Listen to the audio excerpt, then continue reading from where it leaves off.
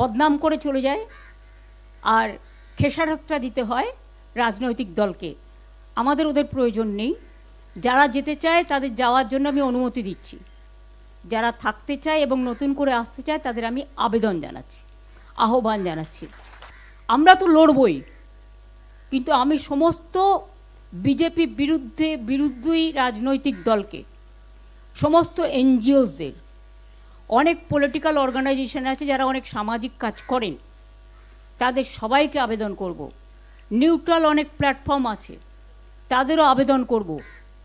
যার কোনো ব্যবসায়িক ইন্টারেস্ট নেই তারা কিন্তু এই আবেদনে দয়া করে সাড়া দেবেন, কারণ ব্যবসায়িক ইন্টারেস্ট যাদের আছে তারা একটু একটু করে সরে যাবে, কারণ তারা তাদের নিজেদের স্বার্থ দেখবে।